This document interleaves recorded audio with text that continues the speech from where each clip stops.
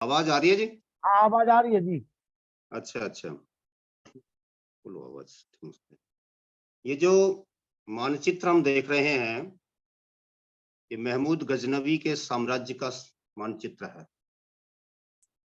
इसमें स्पष्ट दिखाई दे रहा है कि जो आज का भारत है, उस भारत का 10% हिस्सा भी महमूद गजनवी जीत नहीं पाया था,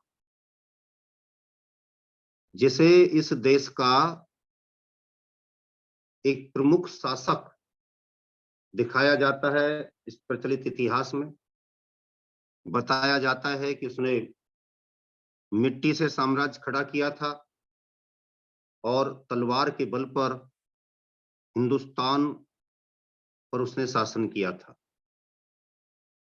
उसके समय में कितना बड़ा भारत और भारत का कितना बड़ा क्षेत्र आजाद पड़ा है।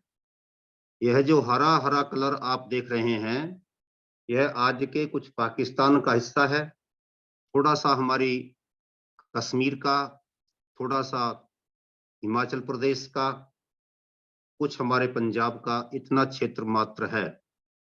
बाकी अफगानिस्तान और अफगानिस्तान से आगे की तरफ का भारत इसमें सम्मिलित है।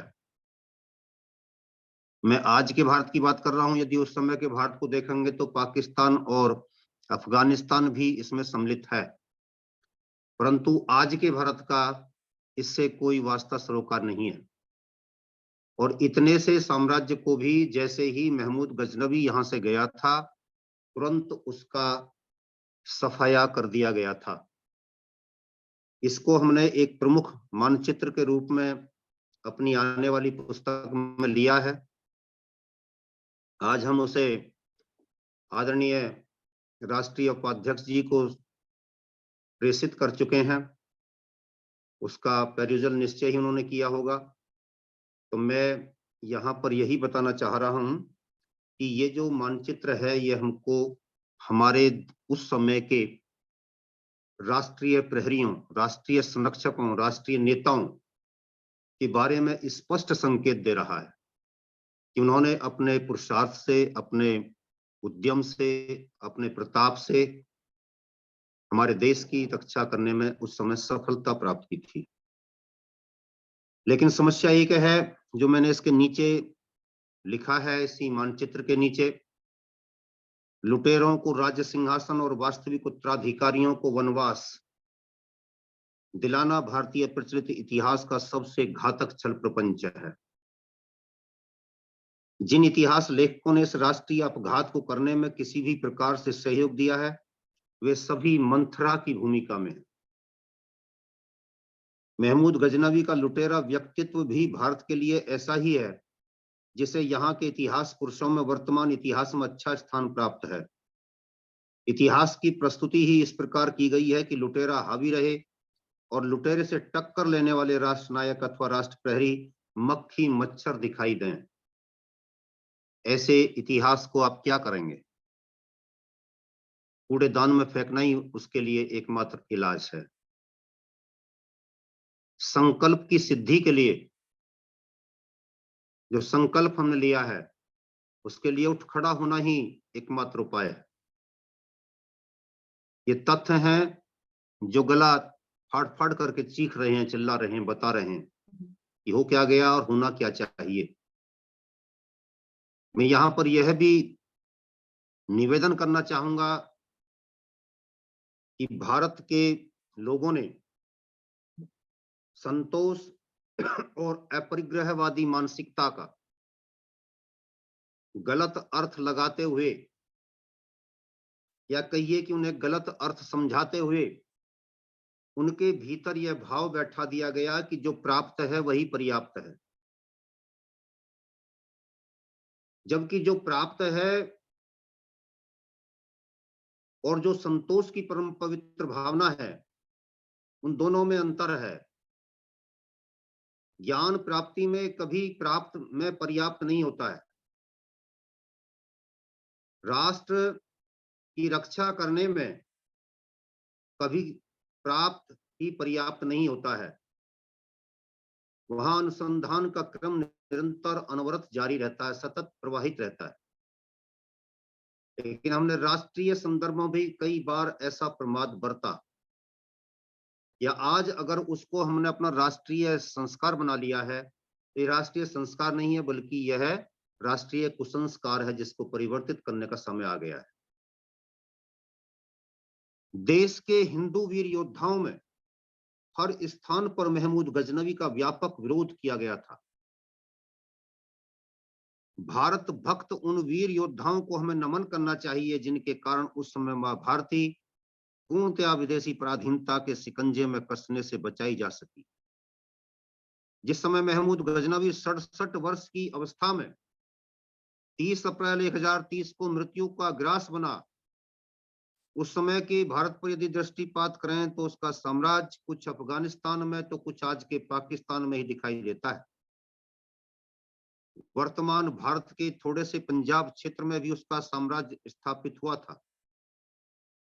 कुल मिलाकर आज के भारत के 10% भाग को भी वह जीत नहीं पाया था। इस प्रकार 90% भारत महमूद गजनवी के व्यापक आक्रमणों के उपरांत भी स्वतंत्र बना रहा था। 90% को 10% पर भेंट चढ़ाना कितनी बड़ी मूर्खता होगी। 90% हम आजाद थे और 10% बीमारी फैली थी, और 10% बीमारी को भी आगे जाकर के हमने समाप्त किया। इतिहास का ये सत्य महिमा मंडित होना चाहिए।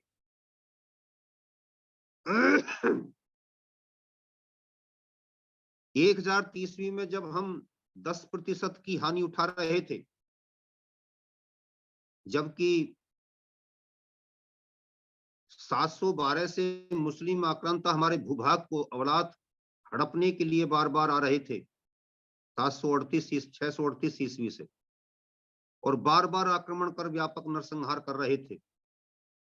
हमारे तत्कालीन वीर योद्धाओं ने अनेक कष्ट उठाए, अनेक प्रकार के अत्याचार सहे, कितने ही नरसंहार सहे, परंतु अपनी देशभक्ति का परिचय देते हुए देश को पराधीन नहीं होने दिया। 318 वर्ष के उस व्यापक संघर्ष पर हमें विचार करना चाहिए। 318 वर्ष का वह कालखंड जिसमें हम सर्वत्र चुनौती के लिए बड़ी चुनौती बन चुके थे,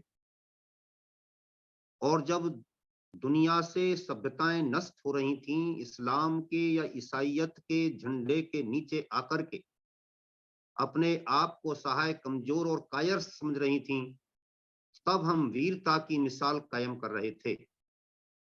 ये छोटी बात नहीं थी, और इस बात को हमको गहराई से समझना चाहिए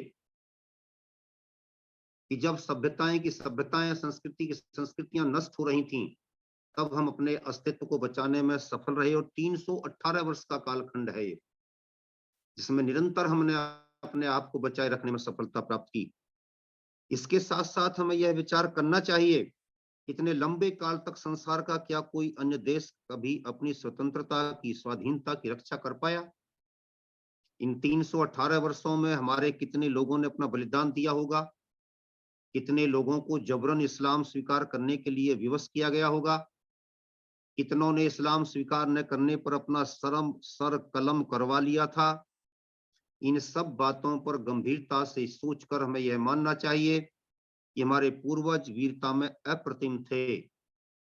इस काल में गुर्जर प्रतिहार वंश के शासकों ने आर्य हिंदू संस्कृति की रक्षा के लिए अपना अप्रतिम योगदान दिया। उनके उस अद्वितीय योगदान को भी हमें नमन करना चाहिए। इस पर हम आगे चल करके उनके मानचित्र के माध्यम से प्रकाश डालेंगे। भारत ने कभी सिकंदर के यूनान पर आक्रमण नहीं किया। भारत ने कभी गजनवी गौरी के देश पर भी चढ़ाई नहीं की। इसलिए गजनवी जैसे लोगों को लुटेरा ही कहा जाएगा, परंतु उन्हें महान कहकर हमें हमारे इतिहास में पढ़ाया जाता है। जो नायक थे और वास्तव में महान थे, वे तो जीरो हो गए, और जो जीरो थे वे हीरो या महान कहकर प्रस्तुत किए गए। छल प्रपंच का, छल कपट का, धोखे का, फरेब का ऐसा ताना बाना भारतीय इतिहास पर चढ़ाया गया कि आज तक वह उतारे से भी नहीं उतर रहा है। लूट, हत्या, डकैती, बलात्कार और क्रूरता कभी सांस्कृतिक सामंजस्य स्थापित करने में सहायक नहीं हो सकते और ना ही इन कार्यों को कभी महान कहा जा सकता है। तो फिर भारतीय इतिहास में ऐसा क्यों पढ़ाया जा रहा है और हम निरंतर ऐसा क्यों पढ़ रहे हैं? इसके विरुद्ध क्रांति का बिगुल हम क्यों नहीं फूंकते हैं, चर्चाएं करते हैं? सारी ऊर्जा सोशल मीडिया में प्रवाहित हो रही है, लेख लिखे और उसमें डाल दिए और कर्तव्य की तीसरी हो गई। जैसे नदी में उफान आ रहा हो, कहीं से 2 बाल्टी पानी लाए और उसमें डाल दी और थोड़ी उभर जाएगी, उससे काम नहीं चलता। काम चलेगा नदी का प्रवाह मोड़ने से, काम चलेगा चुनौती को स्वीकार करने से, काम चलेगा यथार्थ के धरातल पर कुछ ठोस करके दिखाने से। इसलिए जिन लोगों को छल प्रपंच के माध्यम से देश का बादशाह, देश का शासक दिखाया गया है, उनको उनका वास्तविक चेहरा दिखाना हम आप सब के लिए चुनौती का विषय है। अगर कोई लुटेरा है, लुटेरे की सेंस में आता है, लुटेरे की परिभाषा में आता है, वो लुटेरा ही होना चाहिए। हमारे शासकों के दिव्य गुण कैसे हुआ करते थे, उन पर यदि कोई शासक खरा नहीं उतरता तो जैसा हम कंस और रावण के साथ व्यवहार करते हैं, वैसा ही व्यवहार उनके साथ होना चाहिए। प्राचीन काल में हमने रावण को और कंस को अपना राजा स्वीकार नहीं किया। नाम उनका इतिहास में आया, लेकिन हमेशा गंदे आदमी के नाम से उनको पुकारा। दानवीय शक्तियों का प्रतीक मान करके, असुर संस्कृति का प्रतीक मान करके हमने उनको संबोधित किया। और हम यहाँ देखते हैं कि हमने असुरों को, बेसुरों को अपना शासक मान लिया और इस बात की होड़ मच गई कि कौन कितना बड़ा खिताब इनको दे दे। इसलिए यहाँ पर डिग्रियां बांटी जाने लगी, शोध प्रपत्र जारी हुए। ये सब कुछ अब समाप्त होना चाहिए। अब आगे आते हैं हम एक और बड़ी राजवंश परंपरा पर, जिसने हमारे देश का नाम रोशन किया। ये देखिए, हमारे लिए बहुत ही गौरव का विषय। ये आप देख रहे हैं कि ये सारा का सारा मैप आज के एशिया और यूरोप को लेकर बना है। और इसमें जो ये देख रहे हैं आप, यहाँ क्षेत्रीय वाला, ये भारत है। और जैसा कि मैं बार बार कहता रहा हूं कि अब इसको देखें तो ये इसकी तना हो जाता है, ये वाला क्षेत्र, और ये इसका सारा क्षेत्र जो बनता है, ये इतना बड़ा, ये ऐसे लगता है जैसे जामुन का पेड़ खड़ा हो। यही वो जम्बू द्वीप है। इसी जम्बू द्वीप को कभी यूरेशिया कहा गया है, कभी यूरोपेशिया कहा गया है। और हमारे आज के इस यूरोप और एशिया में इतने देश कभी और कभी कोई हजारों साल, लाखों साल पहले नहीं, अब से 2078 79 वर्ष पहले, जो आज संवत चल रहा है 2079, इतने वर्ष पहले हमारे ही देश का एक प्रतापी शासक विक्रमादित्य इतने बड़े भूभाग पर शासन कर रहा था। कहां अकबर है इसमें जरा देखिए। अकबर का साम्राज्य यदि इसमें दिखाया भी जाएगा तो वह केवल ये इतना क्षेत्रीय है, ये इतना क्षेत्र, और इसमें भी भारत आधा इधर से खाली पड़ा है, आजाद है। ये बस इतना क्षेत्र अकबर, ऐसे समझो जैसे व्हेल मछली के पेट में हाथी समा गया हो। इसी तरीके से अलाउद्दीन खिलजी और ये आपका औरंगजेब और दूसरे, ये तो कहीं कुछ होते ही नहीं। तो इतने बड़े साम्राज्य पर, इतने बड़े भूभाग पर अपना विशाल साम्राज्य स्थापित करके और उन लोगों के सुख दुख में शामिल होकर के राजा होने का अपना सही प्रमाण देने वाला कोई शासक यदि हमारे पास में है दुनिया में, भारतवर्ष की बात नहीं कर रहे हम, तो वह राजा विक्रमादित्य है। और राजा विक्रमादित्य के इस शासन से प्रभावित होकर के, उसके दिव्य गुणों से प्रभावित होकर के और उसके द्वारा जो विक्रमी संवत लागू किया गया, उससे प्रभावित होकर के अंग्रेजों ने ईसवी सन चलाया। और आज हम सोचते हैं कि शायद हमने अंग्रेजों से सीखा है ईसवी सन चलाना या फलाना सन चलाना, और उसमें भी उनके यहाँ पर गड़बड़ रही, जो हम बताते रहे पहले, कि उनके महीने 10 महीने के होते रहे, उनकी साल 10 महीने की होती रही। तो कहने का अभिप्राय है, भारतीय काल गणना में सर्वाधिक महत्व विक्रम संवत पंचांग को दिया जाता है। विक्रमी संवत का आरंभ 57 ईसा पूर्व में उज्जैन के राजा विक्रमादित्य के नाम पर हुआ। उन्होंने इसी दिन अपना राज्याभिषेक कराया था। भारत में यह विक्रम संवत आज भी काम कर रहा है। अपने इस महान न्यायप्रिय और जनप्रिय शासक को लोग आज भी बड़े सम्मान से स्मरण करते हैं। इस महान शासक का साम्राज्य आज के एशिया और यूरोप के बहुत बड़े भाग पर हुआ करता था। यदि भारत वास्तव में अपने आप को जानना चाहता है और समझना चाहता है, तो उसे विक्रमादित्य जैसे महान शासकों को समझना पड़ेगा। मैं यहाँ पर आपको बड़ी विनम्रता के साथ बताना चाहता हूँ, जिस भ्रांति का हम शिकार हैं और जिस भ्रांति का शिकार करके उसमें हमको फंसाया गया है, वो ये है कि मुसलमानों ने इस देश में राष्ट्रीय एकता स्थापित की।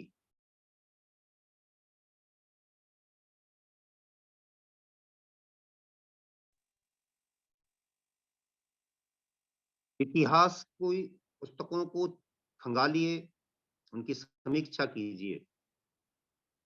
कोई भी मुसलमान शासक, कोई भी विदेशी शासक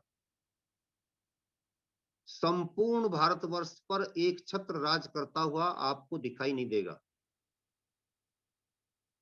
ये सारा का सारा जितना बड़ा मानचित्र है, इस सारे मानचित्र पर आप देखें कि उन्होंने इतने बड़े साम्राज्य को स्थापित करके और उस पर एक छत्र साम्राज्य स्थापित किया।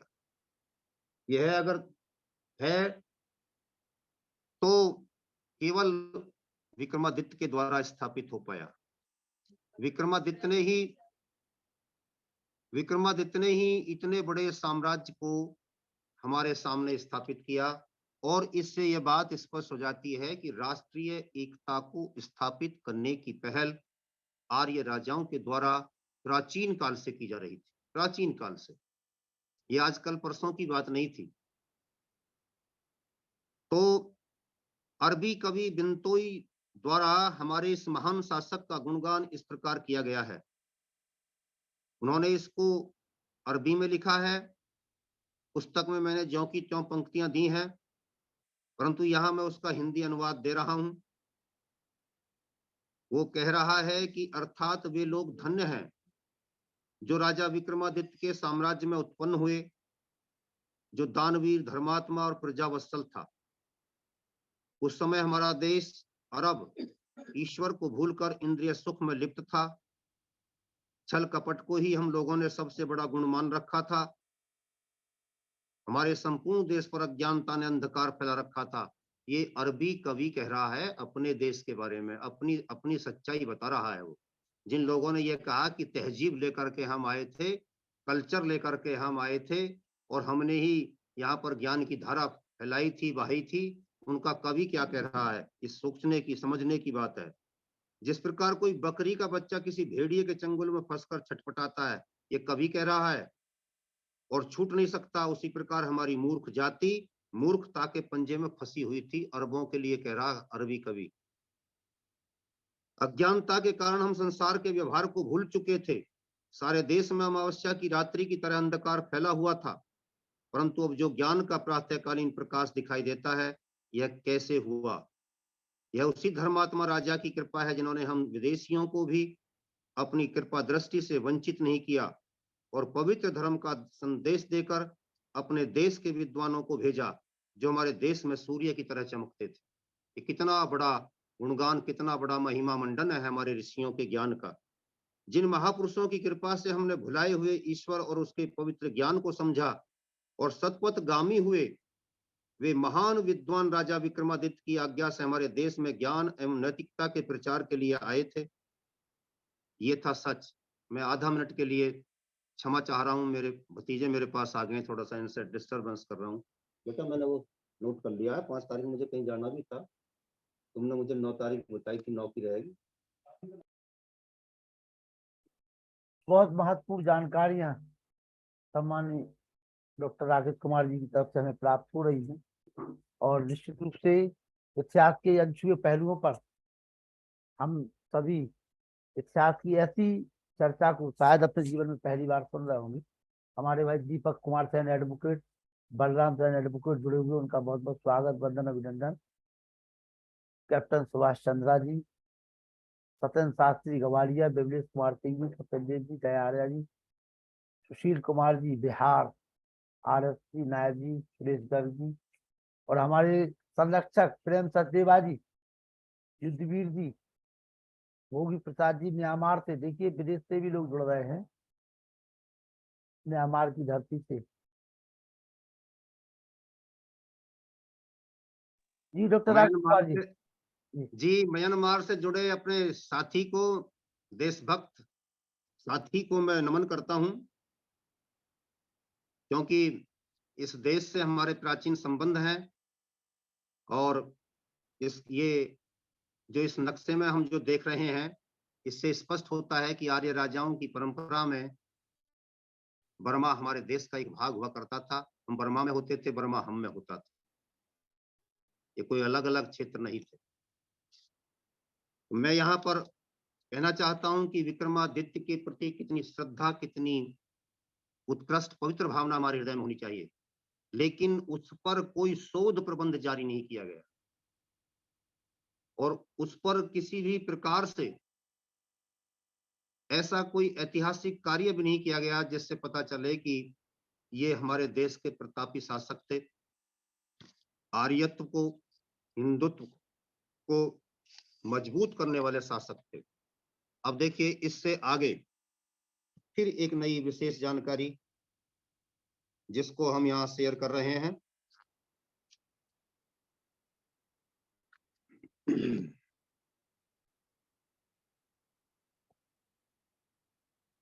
ये मानचित्र है जो आप देख रहे हैं, ये यहाँ से इस तरीके से, ये जरा देखिए। और अभी जो मानचित्र थोड़ी देर पहले आप देख रहे थे उसको भी याद कर लीजिए।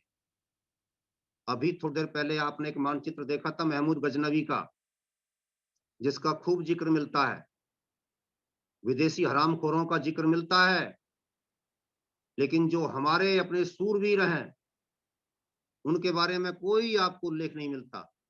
ये देखिए खुरासान, ये तुरान, रावलपिंडी, गजनी, कंधार, बलूचिस्तान, राजपूत, मेवाड़, सिंध, नागदा, ये किसका क्षेत्र है जी?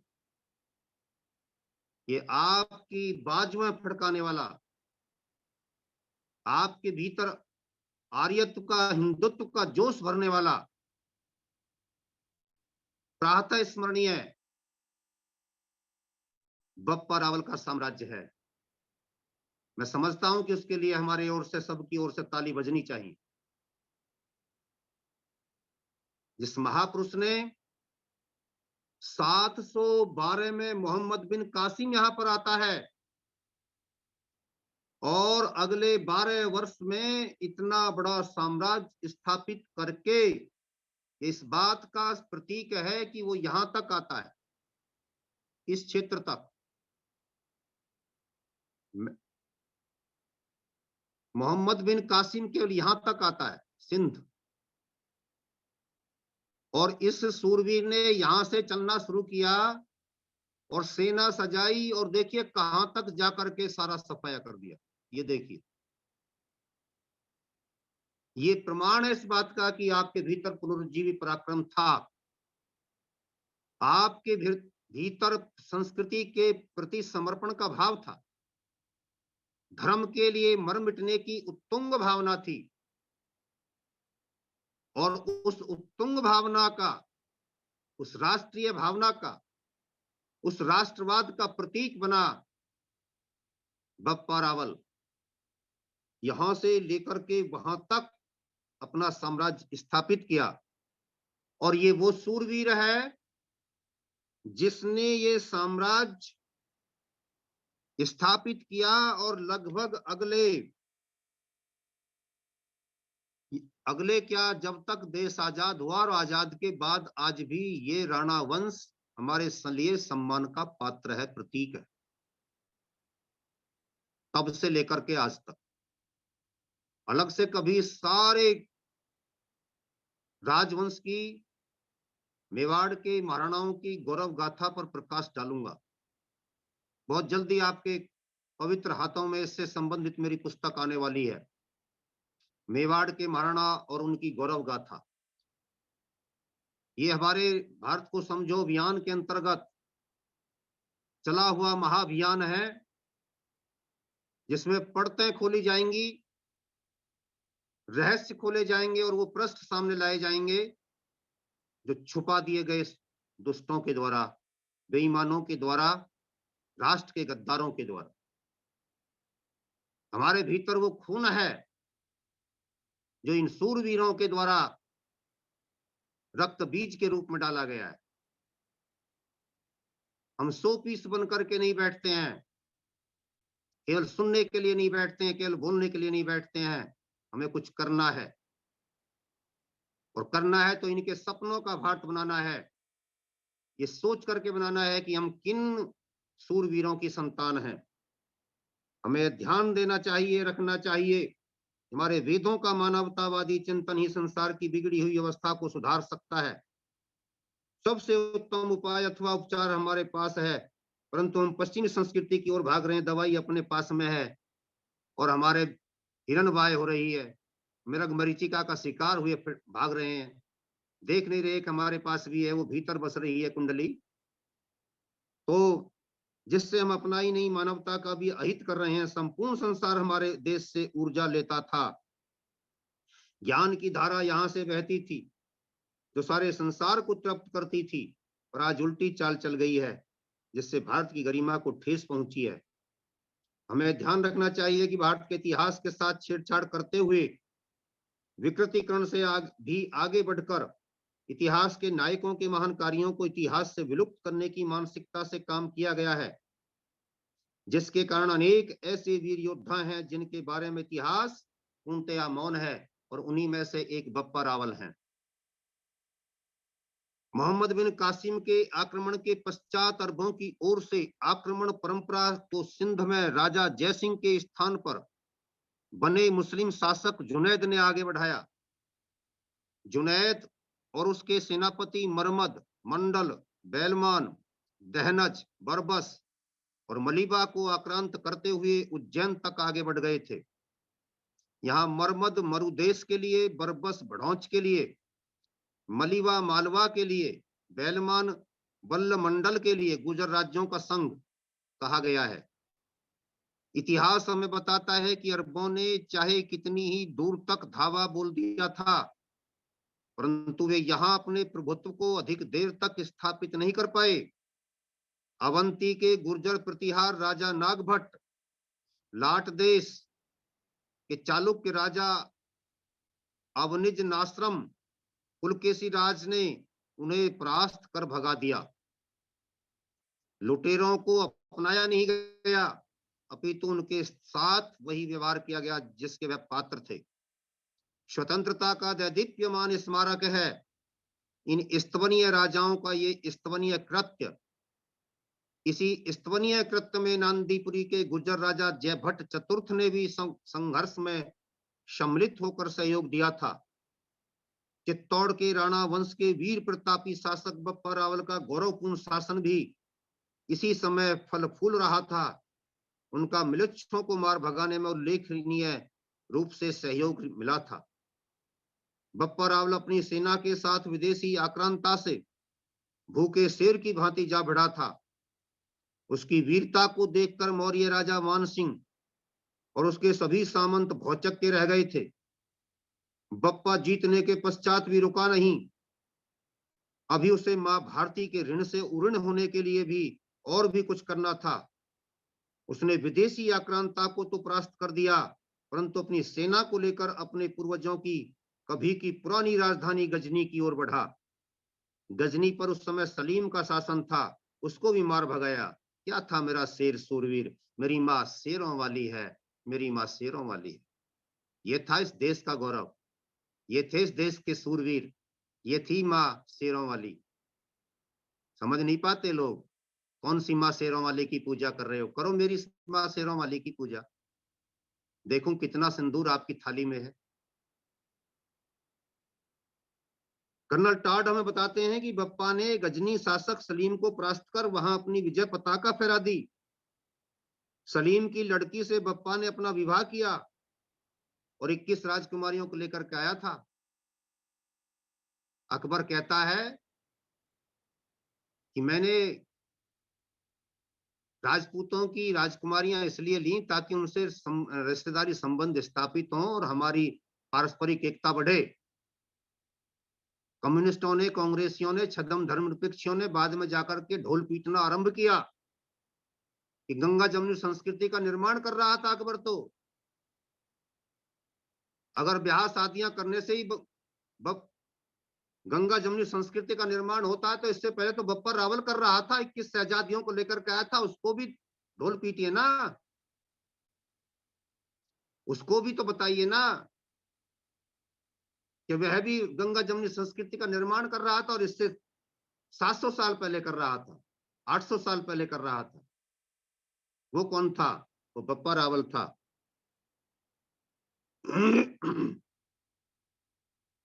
गजनवी को अपने अधीन कर उसने मां भारती की कोख को धन्य किया। यह घटना कासिम के सन 712 के आक्रमण के उपरांत लगभग 720 ईस्वी की है। इस प्रकार मिलेच्छों को मां भारती के आंगन से निकालकर भारत की वीरता की धाक जमाने में बप्पा ने एक मील का पत्थर स्थापित किया और वह बप्पा से बप्पा रावल बन गया। चित्तौड़ में आकर उसने वहां के मौर्य शासक को सत्ताच्युत कर स्वयं शासन संभाल लिया।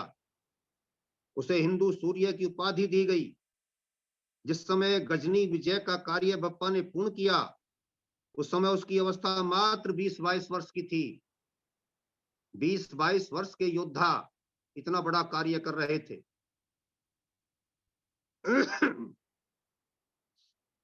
देलवाड़ा नरेश के प्राचीन ग्रंथ की साक्षी के आधार पर कर्नल टाड हमें बताता है कि महाराजा बप्पा ने Isfahan, Kandahar, Kashmir, Iraq, Iran, Turan, Kafiristan आदि अनेक देशों को जीत कर उन पर अपना शासन स्थापित किया था। ये हम नहीं कह रहे हैं, यह विदेशी इतिहासकार कह रहा है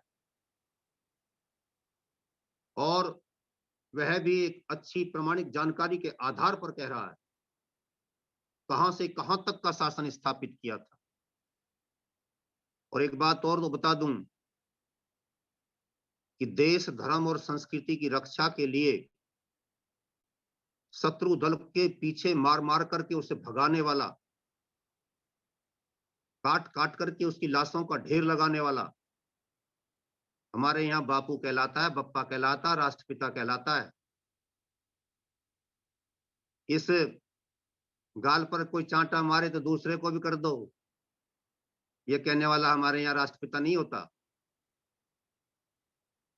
इस देश की मूल संस्कृति से प्यार करने वाले लोगों की रक्षा करने का जो संकल्प लेता है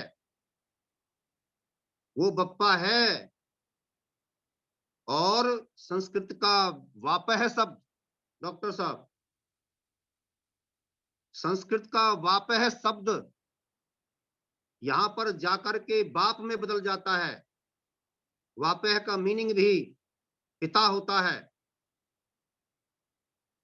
और बाप उसका गलत उच्चारण है।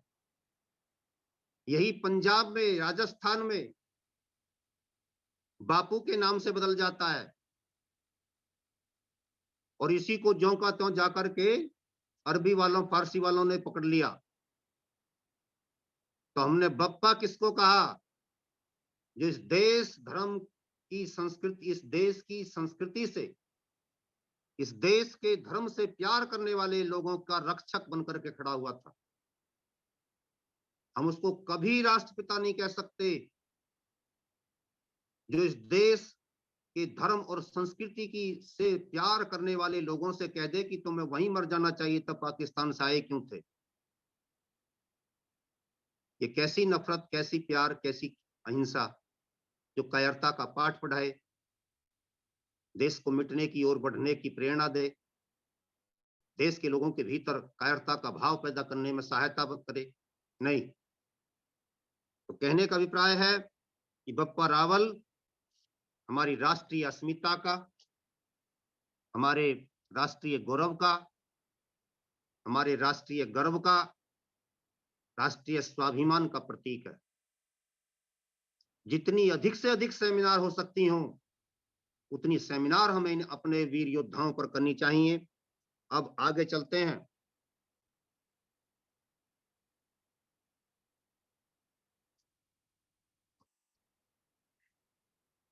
जिस समय के लिए हमारे लिए ये कहा जाता है कि उस समय तुम गुलाम हो गए थे और तुम्हारे पास अपना कुछ भी नहीं रहा था, उस समय आप क्या कर रहे थे? कितने बड़े बड़े विशाल साम्राज्यों की स्थापना आप कर रहे थे।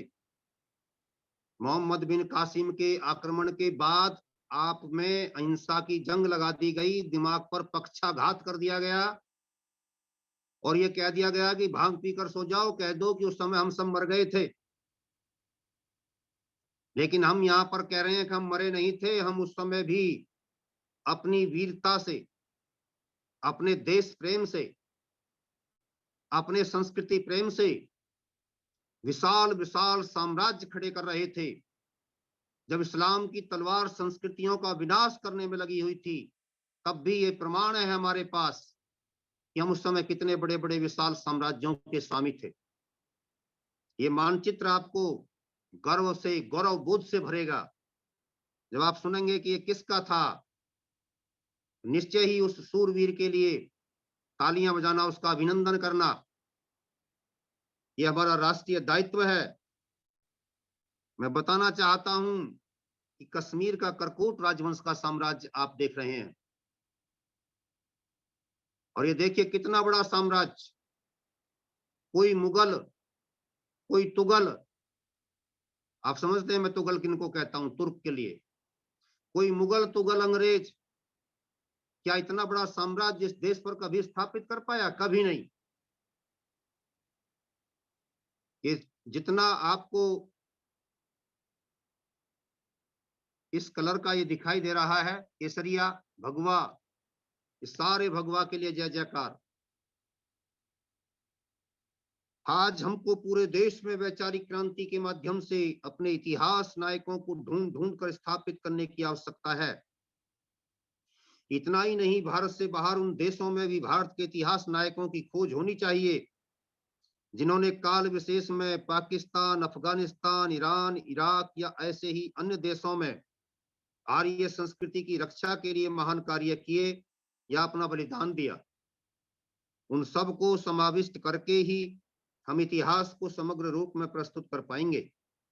हमारे चिंतन और हमारी क्रांति का क्षेत्र भारतीय नहीं होना चाहिए, बल्कि भारत से बाहर के वे सभी देश इसमें सम्मिलित होने चाहिए जिनका मूल कभी वैदिक धर्मियों का रहा है। सूरवीर पूर्वजों के महान देशभक्त साथियों, कश्मीर का राजा चंद्रापीड़ हुआ, जिसने अरबों का मुंह मोड़ दिया था। हवेन सांग ने अपने यात्रा विवरणों में कश्मीर के तत्कालीन करकोटा राजवंश के संस्थापक राजा दुर्लभ वर्धन का उल्लेख करते हुए बताया है, नोट कर सकते हैं, ह्वेनसांग के हवाले से बात रख रहा हूं, और वह कह रहा है कि राजा दुर्लभ वर्धन कैसा था। वह बताता है कि वह एक शक्तिशाली राजा था और अपने राज्यारोहण 625 ईस्वी के पश्चात, 625, जब मुसलमानों का जन्म हो रहा था 610 में, उसके 15 साल बाद ये जो कश्मीर आज आप जिसके इतिहास को हम नहीं जानते, ये देख लें, ये सारा का सारा उस समय भारत का एक अंग था। और आज मजहब परिवर्तन के आधार पर इस बात के लिए छातियां पीटी जाती हैं कि ये तो हमारा रहा है, और हम चुप हो जाते हैं क्योंकि हमारे पास से इतिहास के प्रमाण मिटा दिए गए। इसलिए इतिहास के प्रमाणों को एकत्र करना और उनको सहेज कर रखना बहुत बड़ी आवश्यकता होती है देश की एकता और अखंडता को बचाए बनाए रखने के लिए। इसलिए इतिहास अतीत का एक सही सही बोध कराने वाला प्रमाण पत्र तो होता ही है, साथ ही वह देश की एकता और अखंडता को बनाए रखने में भी सहायक होता है। इतिहास को बहुत गंभीर विषय के रूप में लेना चाहिए। यदि अपना अस्तित्व बचाए रखना है तो ये पता होनी चाहिए कि अमुक प्लॉट, अमुक खेत हमारी कितनी पीढ़ियों से हमारे पास में है, और नहीं तो कोई भी आकर के पुराने कागजों को फाड़ेगा तो तुमसे कह देगा कि तुम्हारे पास कुछ नहीं, भागो यहां से। और यही हुआ है हमारे साथ।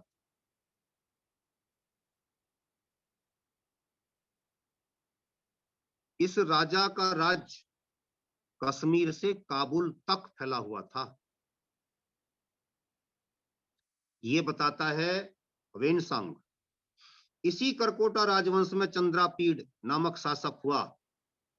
इतिहासकार गोपीनाथ श्रीवास्तव, कौन बता रहे हैं? गोपीनाथ श्रीवास्तव। यह राजा इतना शक्तिशाली था कि चीन का राजा भी इसकी महत्ता को स्वीकार करता था। इसका अनुमान आप इसकी कार्य योजना से लगा सकते हैं। 712 ईस्वी में भारत पर मोहम्मद बिन कासिम आक्रमण करता है और 713 में चंद्रापीड़ अपने एक दूत को चीन इस आशय से भेजता है कि चीन अरब के विरुद्ध हमारी सहायता करे। ये कितना बड़ा प्रमाण है हमारे राष्ट्रीय एकता और अखंडता को बनाए रखने वाले उन सूरवीरों के भीतर धड़कती हुई भारतीयता के प्रमाण के रूप में। 712 में मोहम्मद बिन कासिम आक्रमण कर रहा है और 713 में चीन अपने राजदूत को भेज करके ये राजा कह रहा है कि अरब वालों के विरुद्ध हमारी सहायता करने के लिए हमसे संधि करो, क्योंकि ये तूफान उधर से उठता हुआ आ रहा है, कल को हमको निकलेगा, कल को फिर तुमको निकलेगा। इसलिए हम आपसे एकता का गठबंधन करना चाहते हैं, शक्ति संतुलन बनाए रख करके इस तूफान का सामना करने के लिए हम क्यों ना एक हो जाएं। क्या ये राष्ट्रीय एकता का भाव नहीं था? क्या ये राष्ट्रीय एकता के प्रति समर्पण का भाव नहीं था? जो जितना बड़ा था वो उतने ही बड़े दायित्व को निभा रहा था, लेकिन एक ही सेंटेंस में हमारी इस पवित्र भावना का गुड़ गोबर कर दिया गया, मटिया मेट कर दिया गया कि आपके भीतर तो राष्ट्रीय भावना ही नहीं थी, फूट के शिकार थे। बस इतनी सी डोज हमें मिली और उसने हमारी सारी बनी बनाई योजनाओं पर पानी फेर दिया। नहीं, इन तथ्यों को स्पष्टतः जब हमारे इतिहासकार, राष्ट्रवादी इतिहासकार हमको बता रहे हैं, तत्कालीन विदेशी यात्रियों के यात्रा वृतांत में बता रहे हैं कि ये लोग कौन थे, क्या कर रहे थे, तो हमें उन बातों को विस्तार देना चाहिए। राजा की कूटनीति और विवेकशीलता देखिए। चीन हमारे लिए बौद्ध होने के कारण धर्म का भाई था। देखिए कितनी अच्छी बात थी। क्या हम और तुम तो दोनों भाई भाई हैं, एक ही हमारी दोनों की जड़ है, एक ही मूल है। इसलिए हम दोनों मिलकर के इस तूफान का सामना करेंगे, क्योंकि जब ये चल रहा है तो ये काफिर बनाम इस्लाम का जो झंडा लेकर के चला है, इसमें हम और तुम दोनों इसके लिए काफिर हैं, और हम और तुम दोनों भाई भाई हैं। हिंदी चीनी भाई भाई का नारा तो यथार्थ के धरातल पर नेहरू ने नहीं, नेहरू तो पिट गए अपने नारे पर। नेहरू से पहले करकोटा राजवंश के मुक्तापीड़ चंद्रापीड़ ने लगाया था।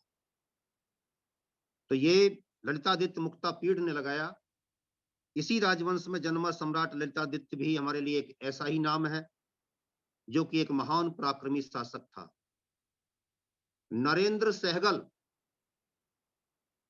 नरेंद्र सहगल नाम लिख सकते हैं आप। अपनी पुस्तक धर्मांतरित कश्मीर में लिखते हैं, इसके बारे में बताते हैं, ललितादित्य ने पंजाब, कन्नौज, बदख्शां और पीकिंग, देखिए नाम सुन लीजिए, कन्नौज, बदख्शां, पंजाब और पीकिंग, बीजिंग चीन की राजधानी को जीता और 12 वर्ष के पश्चात कश्मीर लौटा। यानी कि पीकिंग में 1-2 दिन का प्रवास नहीं किया, 12 वर्ष का प्रवास किया।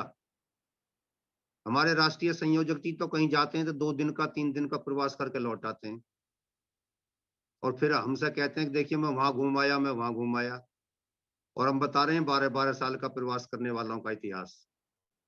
इसलिए इस बार अपने राष्ट्रीय संयोजक जी को भी 12 साल का प्रवास करने पर भेजेंगे और फिर इनका गुणगान करेंगे। तो मेरा कहने का अभिप्राय यहाँ पर यह है, स्वागत है आपका, स्वागत है। ललितादित्य मुक्तापीड़ ने अपने सैन्य अभियानों से बंगाल, बिहार, उड़ीसा तक अपने साम्राज्य का विस्तार किया। यह सैनिक कूच गुजरात, मालवा, मेवाड़ तक सफलतापूर्वक आगे ही आगे बढ़ता गया। ललितादित्य के इन सफल युद्ध अभियानों के कारण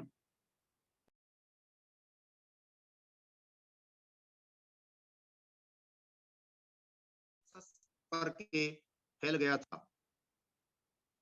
जबकि इतिहासकार मजूमदार हमें बताते हैं, भारत से चीन तक के कारवां मार्गों को नियंत्रित करने वाली कराकोरम पर्वत श्रृंखला के सबसे अगले स्थल तक उसका साम्राज्य फैला था। 8वीं शताब्दी के मध्य से आरंभ से अरबों का आक्रमण काबुल घाटी को चुनौती दे रहा था। इसी समय सिंध की मुस्लिम शक्ति उत्तर की ओर बढ़ने के प्रयास कर रही थी। जिस समय काबुल और कंधार का शाही साम्राज्य इन आक्रमणों में व्यस्त था, ललितादित्य के लिए उत्तर दिशा में पांव जमाने का एक सुंदर अवसर था। अपनी विजयी सेना के साथ वह दर्द देश अर्थात दर्दिस्तान से तुर्किस्तान की ओर बढ़ा।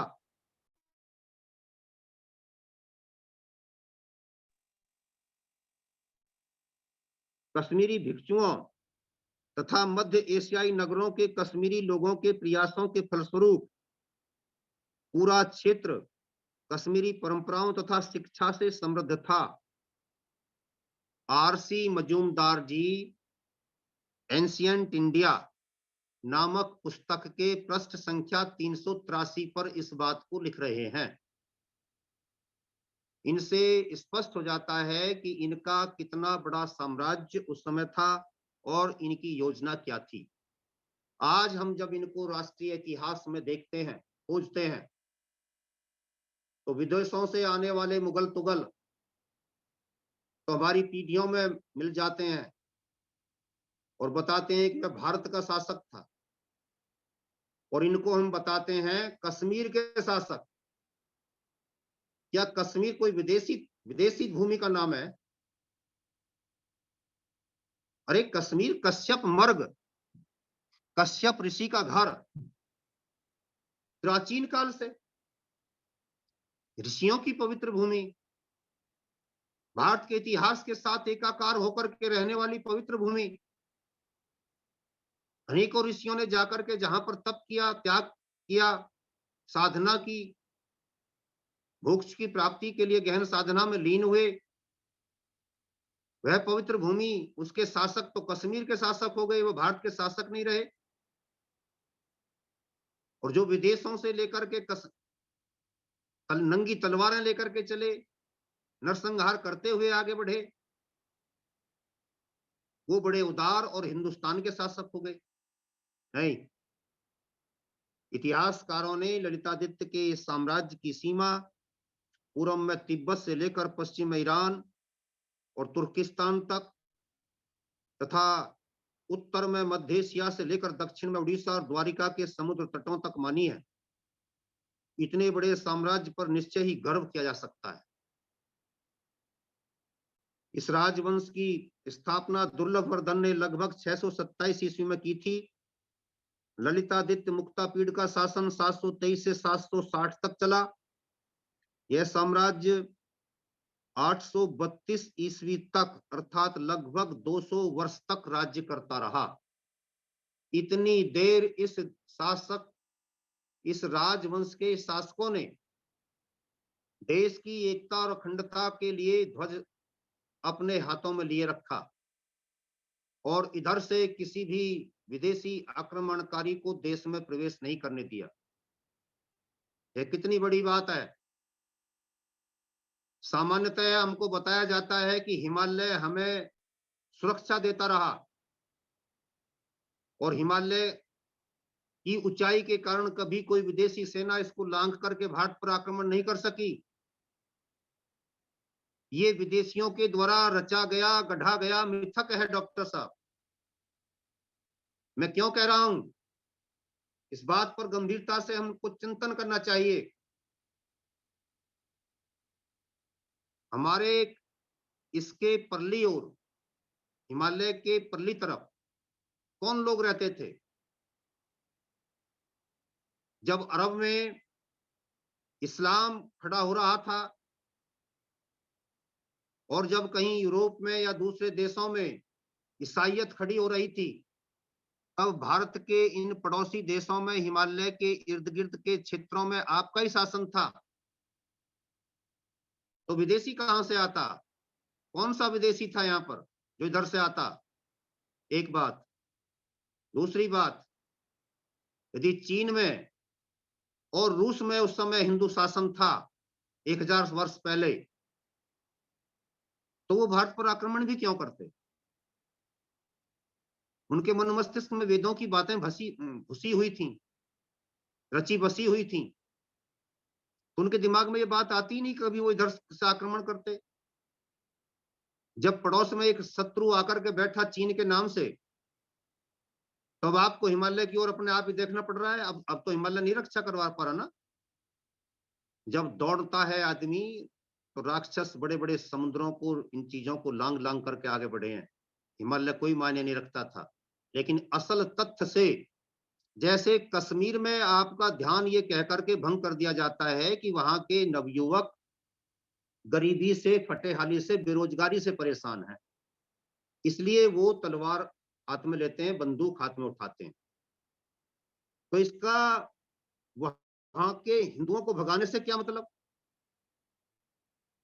अगर वो सरकार के खिलाफ बागी होकर के भी बंदूक उठाते हैं, तो भी वहां के लोगों को, कश्मीरी पंडितों को भगाने से इसका क्या मतलब? तो इस प्रकार से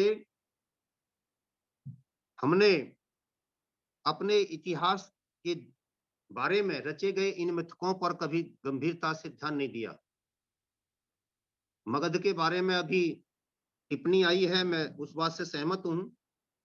उन पर भी विशेष ध्यान नहीं दिया गया है और उसका कारण केवल एक ही है कि उन्होंने आर्य संस्कृति का, आर्य विचारधारा का, वेदों की संस्कृति का प्रचार प्रसार किया। इस पर हम पहले प्रकाश डाल चुके हैं। मैं संयोजक जी से निवेदन करूंगा, समय है या बस अब पूर्ण करें? नहीं, समय है आपके पास, कर लीजिए उसको जो है। अच्छा, कितना समय होगा लगभग? 15 मिनट, 15 मिनट। ठीक है, ठीक है, ठीक है, तो आज एक और ले लेते आज आखिरी दिन है ना, तो हो जाए समापन जी। हैं। हाँ, हाँ, हाँ। तो अब दूसरा चलते हैं हम।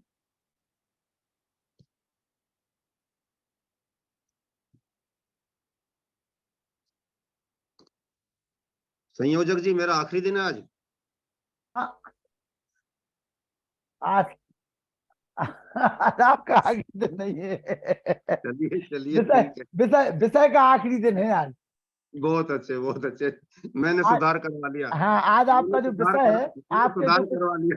हाँ, आपका जो विषय है उसका आखिरी दिन है। जी जी जी।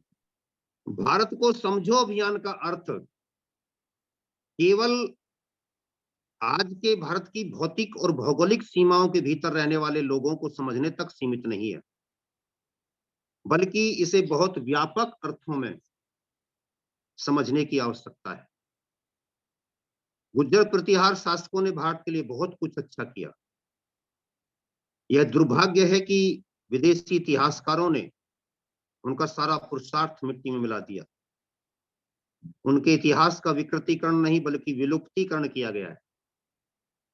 देश के जागरूक लोगों को इस दिशा में अब सावधान होकर काम करने की आवश्यकता है। देशभक्त मित्रों, ये जो आप चित्र देख रहे हैं और इसमें जो आप वही केसरिया कलर देख रहे हैं, ये आपके गर्व और गौरव का प्रतीक है, जिसे देखकर मन प्रसन्न होता है, आत्मिक प्रसन्नता का बोध होता है। और जब ये इतने बड़े साम्राज्य पर गुर्जर प्रतिहार शासन कर रहे थे, तब इस क्षेत्र पर, यहाँ पर जो अभी हम पीछे देख कर आए हैं, राष्ट्रकूट शासन कर रहे थे। इतना बड़ा क्षेत्र उनके अधीन था और ये क्षेत्र इनके अधीन था, और यहीं इधर की तरफ जाकर के यहाँ यहाँ ये ये क्षेत्र पाल राजाओं के अधीन था। तो कहने का अभिप्राय है कि ये जो शासन चला है, ये चला है 1030 ईस्वी तक, लगभग 725-730 ईस्वी से लेकर के। और ये इतना बड़ा शासन और ये नीचे का शासन, ये सारा क्षेत्र, ये सब का सब आपके अधीन रहा। और ये कभी भी किसी मुगल के या तुर्क के शासन काल के दौरान, आप विशेष बात इस पर ध्यान दीजिए, दो मुस्लिम सत्ताएं कभी इतने बड़े शासन पर एक साथ काम नहीं कर रही थी। ये गारंटी की बात। जितने बड़े क्षेत्र पर ये गुर्जर प्रतिहार, और नीचे फिर वो सातवाहन राष्ट्रकूट, ये यहाँ पर राष्ट्रकूट, जिनके शासन काल में हमने बताया था कि अजंता एलोरा की गुफाओं का निर्माण हुआ था। तो एक साथ वो मुस्लिम दो सत्ताएं, यानी कि कोई नवाब या कोई सुल्तान यहाँ पर शासन कर रहा हो इतने बड़े क्षेत्र पर, और इतने बड़े क्षेत्रफल पर कोई दूसरा मुसलमान शासक शासन कर रहा हो, ऐसा कभी नहीं हुआ। पूरा इतिहास उठा के देखिए आप, ये आपके अधीन था। और इन गुर्जर प्रतिहार शासकों ने, ये सिंध है यहाँ पर नजदीक से देखिए सिंध। इस सिंध में जब मोहम्मद बिन कासिम ने आकर के आक्रमण किया, तो उसी समय जो अभी थोड़ी देर पहले के नक्शे को याद कीजिए, जो बप्पा रावल का शासन हम देख रहे थे। बप्पा रावल का शासन यहां से चलता है और फिर कहां तक चला गया? ईरान तक, बहुत आगे तक बढ़ गया। ईरान तक उसका शासन है। अरब के बहुत बड़े क्षेत्र को लेकर के शासन उसका स्थापित हुआ। तो कितना बड़ा भारत था उस समय। अब हम टूटी हुई विकृत मानसिकता का, विखंडित मानसिकता का शिकार हो जाते हैं। हमारे अटल जी ने जब देश में संक्रमण काल में छोटे छोटे जनादेश लेकर के पार्टियां जाती थीं और पार्टियां लेकर के जनादेश के आधार पर वहां पर राष्ट्रीय मोर्चा की सरकार, कभी किसी की साझा सरकार, कभी किसी की साझा सरकार बनती थी। तो अटल जी ने एक बड़ा प्यारा शब्द दिया था, आप लोगों को याद होगा, खंडित जनादेश। और खंडित जनादेश जो था बड़ा प्यारा शब्द है। ये खंडित जनादेश हमें इस समय भी दिख रहा है, लेकिन क्या इसका अभिप्राय यह है कि यहाँ पर विदेशी मुसलमान आ गए थे? और वो खंडित जनादेश हमने एक नैरेटिव के रूप में अपने दिमाग में सेट कर लिया कि हम तो कुछ भी नहीं थे उस समय, तो कोई हमारे पास था ही नहीं। अरे जो विदेशी थे उनको मार मार करके भगा दिया। कौन, किसने भगा दिया? बप्पा रावल यहाँ से आगे शासन कर रहा था। ये क्यों नहीं याद रखते कि वो ईरान तक शासन कर रहा था, अरब तक शासन कर रहा था। इन्होंने, गुजर प्रतिहार शासकों ने यहाँ के लिए बोल दिया था, ये जो क्षेत्र है मेरी कलम जहाँ चल रही है, कोई भी आएगा किसकी माँ का, किसने अपनी माँ का दूध पिया, हम देखते हैं जो इससे आगे आ जाए। ये क्या थोड़ी बात थी? 56 इंची के आपके यहाँ पर आजकल प्रशंसा नहीं होने शुरू हुए हैं। ये तो धरती 56 नहीं 156 इंची सीने वालों की है। उन्होंने कह दिया यहाँ से आगे नहीं घुसने देंगे। और ये इधर इधर शासन कर रहे थे ये राष्ट्रकूट वाले। इन्होंने थोड़ा बहुत हाथ पांव मारे भी विदेशियों से बढ़ने के लिए। तो ये जो थे ना ये वाले, इन्होंने ये कूट कूट कर, राष्ट्रकूट जो थे ये कूट कूट कर ठीक कर दिए। बाहर जाओगे तो तुमको हम छोड़ेंगे नहीं, चुपचाप शासन करते रहो घर में बैठे। ये क्या बात थी भाई? इतिहास की एक ये भी व्याख्या है, इतिहास के प्रस्तुतिकरण का ये भी तरीका है। रोज रोज उस निराशाजनक भरे इतिहास को पढ़ लो, लेकिन संडे में पढ़ लिया करो इस इतिहास को। 6 दिन उस पर बोल लिया करो ऑफिस में बैठ करके, एक दिन तो कम से कम ऊर्जा से भर जाया करो। वो चल रहा था सिलसिला, कोई बात नहीं थी कि वो आ रहे थे, लेकिन यहाँ से आगे बप्पर रावल ठोक रहा था और यहाँ पर आते हुए को ये ठोक रहे थे, और नीचे वाले अगर जाकर के दूसरों के साथ दे रहे थे तो उनको ये कूट रहे थे। इसलिए राष्ट्रकूट ऐसे नहीं बने जो मैं बोल रहा हूँ, लेकिन समझाने का एक दृष्टिकोण मात्र। कहने का अभिप्राय है कि यहाँ पर इतना बढ़िया तारतम्य, ये देखिए, ये नाम आपको दिख गया होगा, राष्ट्रकूट डायनास्टी स्पष्ट दिखाई दे रही है। तो सारा भारत जो ये नीचे ग्रीन कलर में दिख रहा है और ये ऊपर ये दिख रहा है, ये सारा का सारा हमारे अपने अधीन था, कोई दिक्कत वाली बात नहीं थी। गुर्जर प्रतिहार वंश का साम्राज्य। मुस्लिम आक्रमणकारियों ने भारत के धर्म व संस्कृति को नष्ट करने और यहाँ पर अपनी इस्लामिक संस्कृति को थोप कर जबरन हिंदुओं को मुस्लिम बनाने की प्रक्रिया को लागू करने के उद्देश्य से भारत पर आक्रमण करने आरंभ किए थे। भारत पर सबसे पहला आक्रमण इस्लाम की ओर से 638 ईस्वी में किया गया था। 712 में किए गए मोहम्मद बिन कासिम के आक्रमण से पहले इस्लाम के 9 खलीफाओं का या आक्रमणकारियों ने भारत पर 15 आक्रमण किए थे।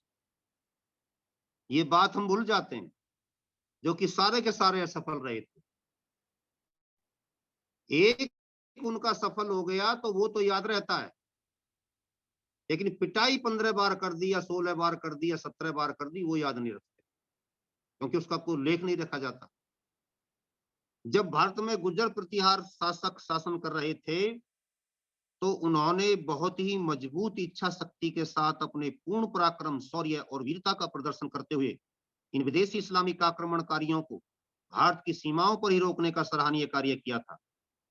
कई राष्ट्रवादी और निष्पक्ष इतिहासकारों की दृष्टि में गुर्जर शासकों का यह कार्य बहुत ही प्रशंसनीय और राष्ट्रभक्ति से ओतप्रोत था। साथ ही यह भी स्पष्ट किया जाना उचित है कि निष्पक्ष मुस्लिम विद्वान लेखकों की दृष्टि में भी भारतीय संस्कृति अर्थात आर्य संस्कृति और गुर्जर प्रतिहार शासकों का बहुत ही सम्मान है। आर.डी. बनर्जी बहुत महत्वपूर्ण सूचना हमको देते हैं। वह लिखते हैं, प्रतिहार, परमार, चालुक्य, चौहान, तंवर, गहलोत आदि वंशों को पूर्ण गुर्जर तथा गहरवार, चंदेल आदि वंशों को गुर्जर पिता व अन्य जातियों की माताओं से उत्पन्न अर्ध गुर्जर मानने वाले प्रसिद्ध इतिहासकार श्री आर.डी. बनर्जी ने अपनी पुस्तक pre historic ancient and Hindu India पुस्तक का नाम है pre historic ancient and Hindu India. इसका एक चैप्टर है, उसका नाम है the origin of the Rajputs, the origin of the Rajputs and the rise of the Gurjar empire नामक अध्याय में गुर्जर प्रतिहार सम्राटों द्वारा देश व धर्म की रक्षा में अरब आक्रमण के विरुद्ध किए गए संघर्षों का उल्लेख करते हुए उन्होंने लिखा है कि गुर्जर प्रतिहारों ने जो नवीन हिंदुओं अर्थात राजपूतों के नेता थे, उत्तर भारत को मुसलमानों द्वारा विजय करके बर्बाद किए जाने से बचाया तथा इसी प्रकार सारी जनसंख्या को मुसलमान बनने से बचा लिया। इस राजवंश के प्रथम संस्थापक राजा नागभट्ट थे, जिन्होंने 725 ईस्वी में इस वंश की स्थापना की थी। इस राजवंश की राजधानी कन्नौज थी। इसी के प्रतापी राजा गुर्जर सम्राट मिहिर भोज थे। इस वंश के शासकों ने भारत में पहली बार शुद्धि अभियान चलाकर हिंदू से मुसलमान बन गए लोगों की घर वापसी सुनिश्चित कराई थी। शुद्धि अभियान के इस महान कार्य से इस वंश के राजाओं की देशभक्ति और संस्कृति भक्ति का परिचय मिलता है। इससे यह सिद्ध होता है, स्पष्ट होता है कि इस वंश के शासकों ने अपनी साम्राज्य लिप्सा की भावना के वशीभूत होकर साम्राज्य विस्तार नहीं किया था, बल्कि वह देश धर्म संस्कृति की रक्षा के लिए अपना साम्राज्य विस्तार कर रहे थे। उनका अंतिम लक्ष्य विदेशी अरब आक्रमणकारियों को रोककर भारत को बचाने का था। इस साम्राज्य का अस्तित्व 1036 ईस्वी तक बना रहा। इस प्रकार निरंतर 300 वर्ष तक विदेशी आक्रमणकारियों को रोकने का महान कार्य इस वंश के शासकों ने किया। दुर्भाग्य से भारत के राष्ट्रीय इतिहास में इस वंश के सभी राजाओं को मिटा दिया गया है। ये कितना बड़ा दुर्भाग्य हमारे साथ घटित हुआ। और ये सारी की सारी जो जानकारी है वो जन सामान्य तक नहीं पहुंच पाए। इसका पूरा प्रयास किया गया। शुद्धि अभियान को यदि स्वामी श्रद्धानंद जी ने चलाया तो वह हमें समझना चाहिए कि यहीं से प्रेरणा लेकर के चलाया था। यह हमारे इतिहास का एक बहुत ही मनोरंजक तथ्य है जिस पर हमको विचार करना चाहिए। स्वामी श्रद्धानंद जी ने इतिहास के इस सच को समझा कि इस देश में शुद्धि की परंपरा कितनी प्राचीन है, कितनी पुरानी है, और वो कौन लोग थे जिन लोगों ने अपने अपने काल में इस कार्य को करके दिखाया था। इस शुद्धि के संदर्भ में मैं आपको बताना चाहूंगा कि 815 820 यानी कि अब से 1200 साल पहले जब इस्लाम यहाँ पर अपने पांव पसार रहा था, पांव रखने का प्रयास कर रहा था, या थोड़े बहुत लोगों को अपने साथ ले जाने में सफल हो गया था, तब हमारे देश के नागभट्ट द्वितीय नामक शासक ने, जो भी चित्र आप देख रहे थे मानचित्र में, उस शासक ने ये कहा कि सारे लोगों को धर्मांतरित घर वापसी के लिए तैयार कीजिए। ये घर वापसी का अभियान हिंदू महासभा या आरएसएस या बीजेपी या विश्व हिंदू परिषद या आर्य समाज की देन नहीं है। यह देन है नागभट्ट द्वितीय की, जो 1200 वर्ष पहले इस बड़े काम को कर रहा था। और वहां से हमने ये रण सजाना आरंभ किया था। उसके बाद 836 से 885 तक इस देश पर शासन करने वाला शासक मिहिर भोज, उसने भी इस काम को जारी रखा था और किसी भी हिंदू से मुसलमान बने व्यक्ति को वहां न रख करके अपने घर में वापस लेकर के आए थे। जो लोग ये कहते हैं कि इस देश में अपच की बीमारी, कब्ज की बीमारी बड़ी पुरानी है और कब्ज की बीमारी के कारण भी लोग बने रहे, लेकिन प्रयास ऐसे भी किए गए हैं जो ऐतिहासिक हैं। उन ऐतिहासिक प्रयासों को भी भूलने की आवश्यकता नहीं है, बल्कि उनका सही समय पर महिमा मंडन होना चाहिए। एक बात कहकर के इसी प्रसंग में विषय को खत्म करता हूं। महाराणा प्रताप के नाना, रियल नाना नहीं, लेकिन उनके पिताजी के ससुर जरूर थे, राणा संग्राम सिंह के समधी राजा लूणकर्ण भाटी जैसलमेर के। जरा सोचिए, राजा लूणकर्ण भाटी ने महाराणा संग्राम सिंह के बेटे को ही अपना दामाद क्यों बनाया? कारण साफ था कि वो अपने आप भी वीर योद्धा था, देशभक्त था। इसलिए देशभक्त परिवार से ही उसने अपना संबंध जोड़ा, और जब उससे संबंध जोड़ा तो उस रानी से वीर संतान पैदा हुई जो उदय सिंह की पत्नी थी, महाराणा प्रताप की विमाता थी। मैं कहना चाहता हूं कि उस राजा ने भी अपने क्षेत्र में, अपने राज्य में ये ढिंडोरा पिटवा दिया था कि जितने लोग मुसलमान बन गए हैं वे यदि फिर अपने घर में वापस आना चाहते हो, उनका स्वागत है। ये 1530 से 1540 के बीच की घटना है। 1530 से 1540 के बीच। और जब देखा राजा ने कि बहुत बड़ी जनसंख्या में, बड़ी संख्या में लोग चले आए हैं, अब इनका धर्म परिवर्तन यदि यानी घर वापसी का कार्य कराने लगे और 4-4, 5-5 को बैठाने लगे तो बड़ी देर हो जाएगी। जैसे हमारे संयोजक जी 2-2 मिनट देकर के फिर काटते हैं ना, जल्दी हटो जल्दी हटो। उन्होंने कहा कि अच्छा एक साथ काम करता हूं तुम्हारा। तो उन्होंने कहा, मंच से खड़े होकर के मंच बनाया गया, वहां से ये घोषणा कराई गई कि यहां से शंख बजेगा मंच से, और मंच से शंख में ओम की ध्वनि गूंजेगी। ओम की ध्वनि जिन जिन के कानों में पड़ जाए वो अपने आप ही अपने आप को मुसलमान से हिंदू मान लें। खेल खत्म, लंबा चौड़ा कोई प्रोग्राम नहीं, जाओ हो गई घर वापसी। क्या कमाल है, क्या किस तरीके से लोगों ने काम किए हैं। 5 लाख मलकाने राजपूतों को इसी तर्ज पर आगे जाकर के स्वामी श्रद्धांजलि जी लेकर के आए थे।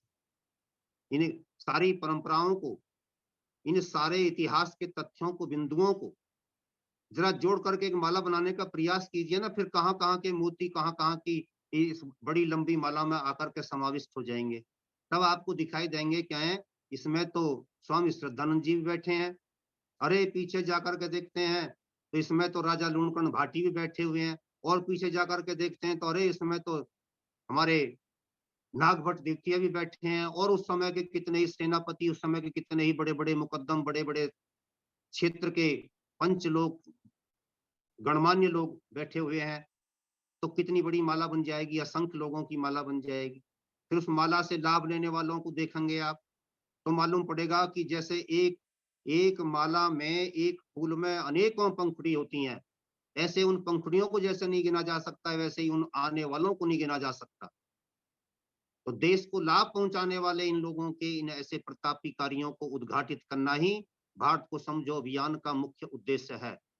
ये संकल्प की सिद्धि तक रुकेगा नहीं, ये प्राप्त को पर्याप्त नहीं मानेगा, बल्कि और की अभिलाषा लेकर के आगे बढ़ेगा, अपने संघर्ष को जारी रखेगा। इन्हीं शब्दों के साथ मैं वाणी को विराम देता हूं। ओम शम। बहुत बहुत आभार। आज 27 तारीख तक एक जो विषय लेकर के हमारे चल रहे थे सम्मानित राकेश कुमार जी, आगे भी नए विषयों के साथ हम और आप उनको सुनेंगे।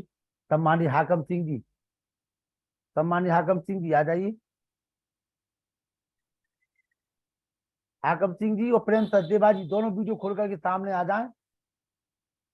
हाकम सिंह जी और प्रेम सचदेवा जी, प्रेम सचदेवा जी, जी प्रेम सचदेवा जी, और राष्ट्रीय संरक्षक के रूप में, राष्ट्रीय नमस्ते संरक्षक के रूप में आपकी नियुक्ति संयोजक की जा रही है आज। लखनलाल जी, प्रिय लखनलाल जी, आपको सादर प्रणाम। नमस्ते जी। और डॉक्टर राकेश जी कमाल है। हम तो आज धन्य हो गए, ये शुद्धि आंदोलन सुनकर धन्य हो गए कि हमारे पीछे कितने लोग थे जिन्होंने ये कार्य किए। ये तो कुछ भी नहीं, आज लाखों लोगों का लगा एक ही बार में, कमाल हो गई। ये सब सुन के और पीछे आज जो आपने जो भी बताया है, ये अब आपने कह दिया जी आपका लास्ट है, ये गलत बात है। ना ना ना ना इसका विषय विषय चलता विषय रहेगा, विषय अनवरत विषय है अंतिम ये। विषय जान विषय जान आज की गंगा में बहनी चाहिए, फिर ये समझ लो एक पॉज है, देखिए उसके बाद फिर सचदेवा ये जी, चलेगी। सचदेवा जी, आज आज जो 27 तारीख का जो दिन था वो आज आखिरी विषय है इनका। और राकेश जी का तो नहीं, आप मैं कल आपकी चले गए भावना थे, समझ आप कल चले गए थे। मैंने कल ये कह दिया था कि प्रतिदिन 9 बजे के बाद जो समय है वो आपका है। जी, और बहुत ही अच्छा लगा जी। राकेश बहुत जी बहुत का तो हमेशा धन्यवाद, चल बहुत रहा है बहुत भैया, जब साधुवाद, तक हम बहुत जिंदा बहुत है। आशीर्वाद। जो भी कहूँ शब्द इनके लिए, डॉक्टर साहब के लिए बहुत ही कम है। ओम नमस्ते जी। और एक निवेदन करूंगा मैं सम्मानित प्रेम सचदेवा जी से कि हम सभी लोगों की, सभी आर्यजनों की एक चर्चा हुई, परिचर्चा हुई कि हमारे भारत को समझो अभियान के अंतर्गत जो संरक्षक के रूप में सम्मानित सचदेव प्रेम सचदेवा जी को हम लोग रख रहे हैं। तो देखिए जोरदार तालियां वहां से बजना शुरू हो गई हैं वेद प्रकाश शर्मा जी सभी की तरफ से। आप इसको स्वीकार करें बहुत ही सम्मानित सुंदर, सचदेवा जी। स्वागतम स्वागतम। जी धन्यवाद, बहुत बहुत धन्यवाद। आपने मुझे इस लायक समझा, बहुत बहुत धन्यवाद आपका।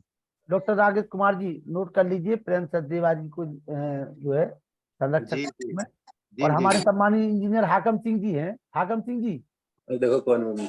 हमारे इंजीनियर साहब हैं और बहुत ही अच्छे राष्ट्र के प्रति समर्पित व्यक्तित्व का नाम है सम्मानित इंजीनियर हाकम सिंह जी से मैं निवेदन करूंगा अपना ऑडियो वीडियो खोल लीजिए सर।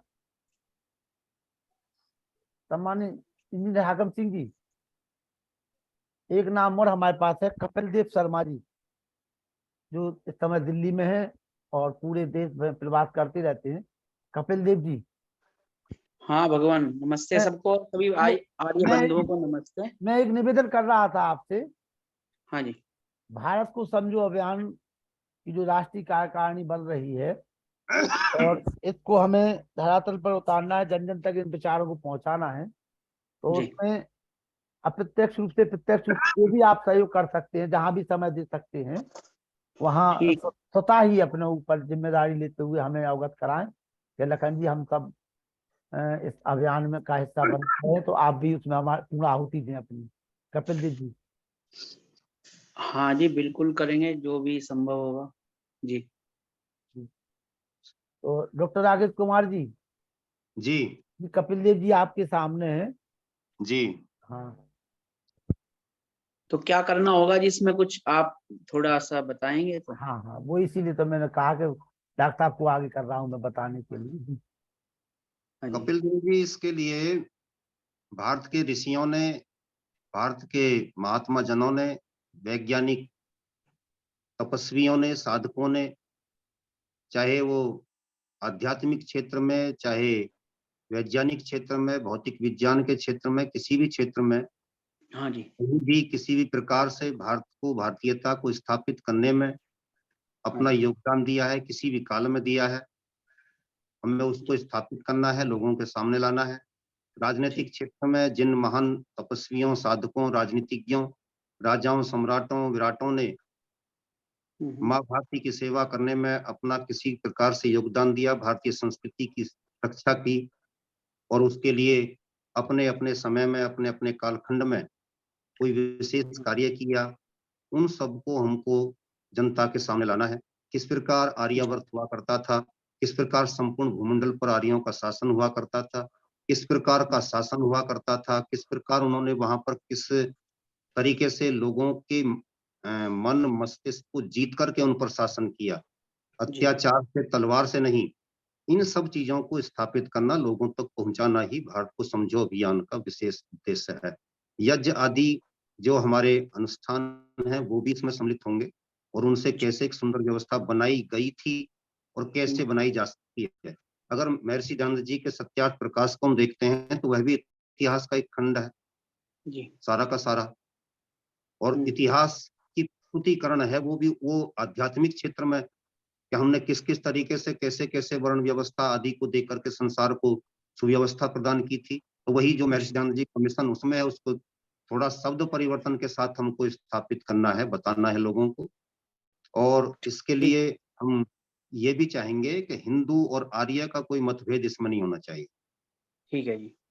वैदिक संस्कृति है और वैदिक संस्कृति को सबसे अधिक मानते हैं तो वही मानते हैं, वो व्याख्या का दोष है उनके पास में, बाकी कुछ नहीं है। और वो कच्चा कच्चा खेत है आपका, कच्ची खेती है, उसको तैयार करके धर लाना है। तो हमें कहीं किसी जी। प्रकार की खाई को पैदा नहीं करना, बल्कि बड़े परिवार को लेकर के आगे बढ़ना है, जैसे स्वामी श्रद्धानंद जी बढ़े थे और हमारे अन्य आर्यजन बढ़े हैं पूर्व में। धन्यवाद। ठीक, धन्यवाद जी। मैं आपके साथ हूँ जी। आप जो भी सेवा योग्य कार्य होगा मेरे, मुझे बताइएगा, मैं यथासंभव उसमें प्रयास करूंगा जी। बहुत अच्छे जी, बहुत अच्छे। समिति जो भी निर्णय लेगी देगी सबको, मुझको, आपको, सबको, हम उसी तरीके से सब मिलकर काम ठीक है। करेंगे। धन्यवाद आपका, बहुत बहुत हृदय बहुत से बहुत आभार। आभार डॉक्टर कपिल देव शर्मा जी का, आपने हमारे निवेदन को। एक मित्र हमारे बीच में जुड़े हुए हैं, उनका नाम नहीं लिखा है, सैमसंग MI 127 जी बोलिए सर। जी लखनलाल जी नमस्कार। अपना परिचय दे दीजिए सर सभी को। मैं संजय सविता कालपी डिस्ट्रिक्ट जालौन से। अरे संजय भाई को सादर जी नमस्ते। नमस्ते सर, आप दिखाई नमस्कार दिए। नमस्कार। जुड़े और हुए सभी सभी सभी सीनियर लोगों को मेरा प्रणाम। बहुत बहुत वंदन अभिनंदन।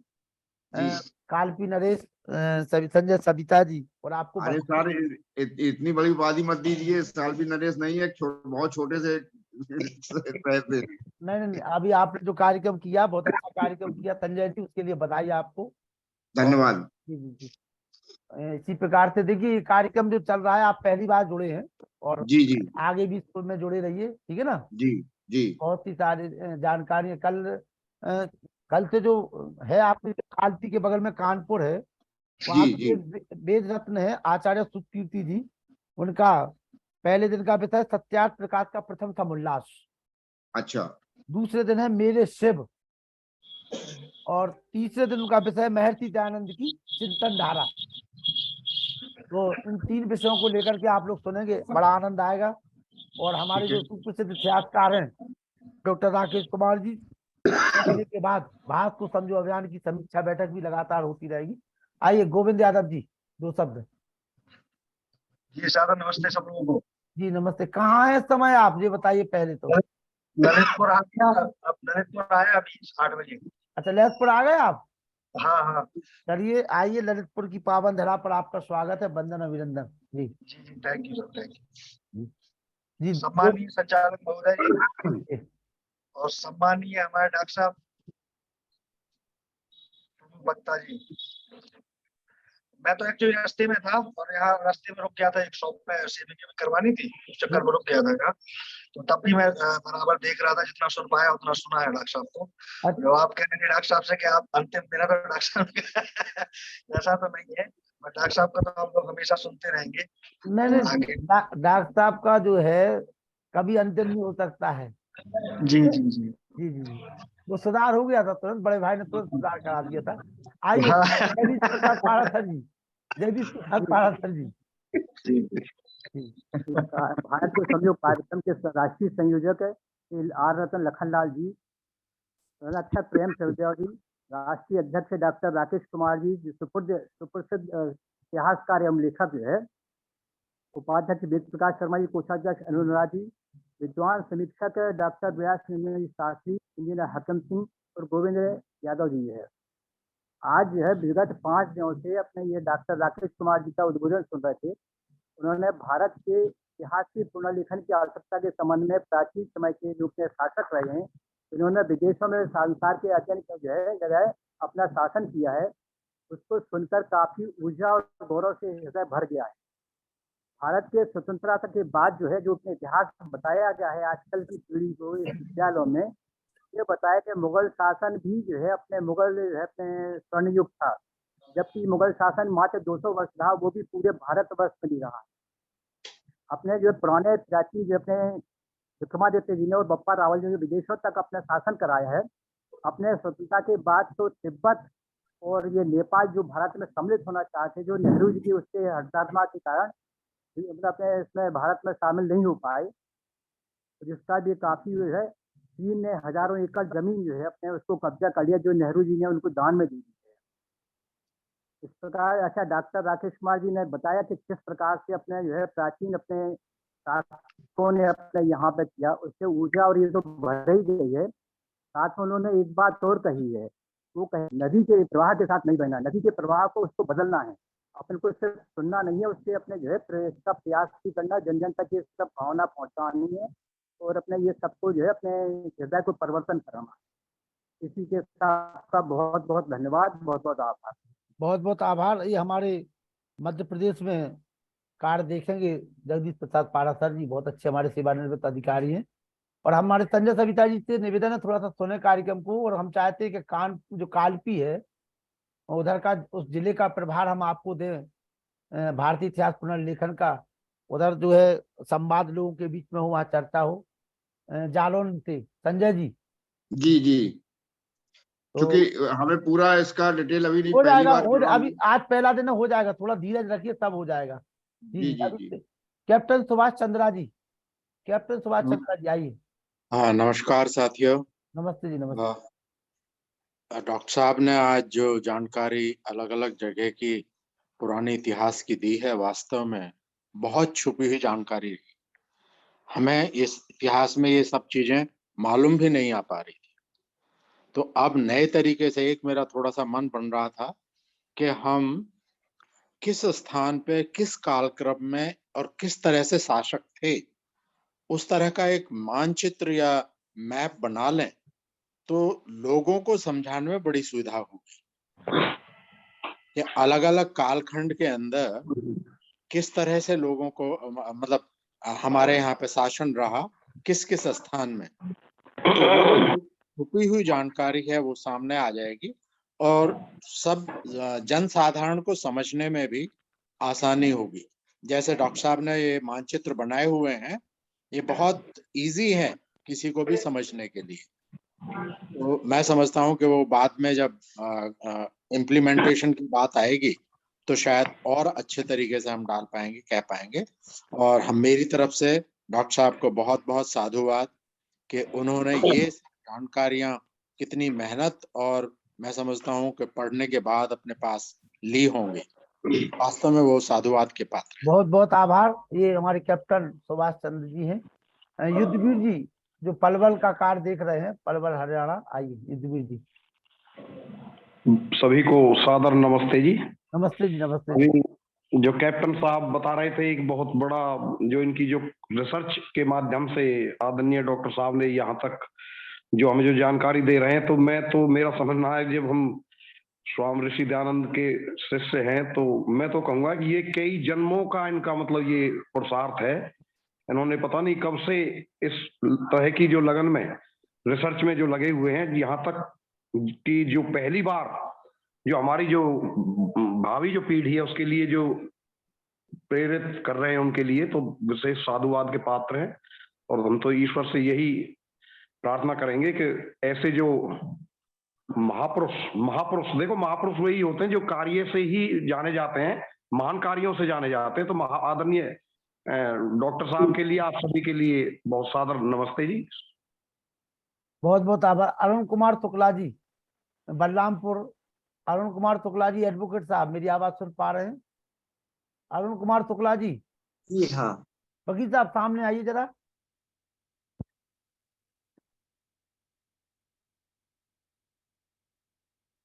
अरुण कुमार शुक्ला जी, एडवोकेट साहब।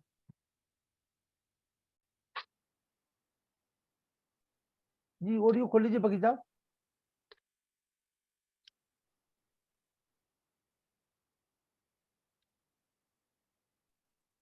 जी जी हाँ, ऑडियो खोल लीजिए। जी, खुला नहीं भी? हाँ खुल गया, खुल गया, खुल गया। जी बोलिए, बोलिए, बोलिए। जी हाँ बोलिए, खुल गया।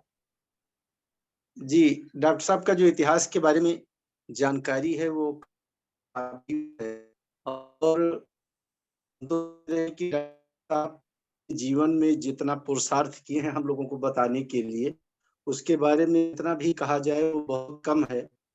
और किसी भी प्रकार का कोई भेदभाव या चापलूसी नहीं है डॉक्टर साहब के लेखन में।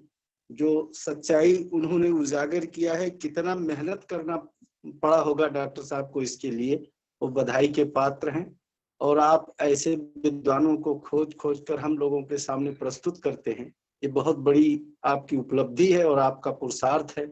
और निश्चय ही हम लोग आपके इस कार्य से सब कुछ जान पाएंगे और नई नई बातों को हम लोग धीरे धीरे सीखेंगे, जिसको हमसे शायद आज तक बताया नहीं गया।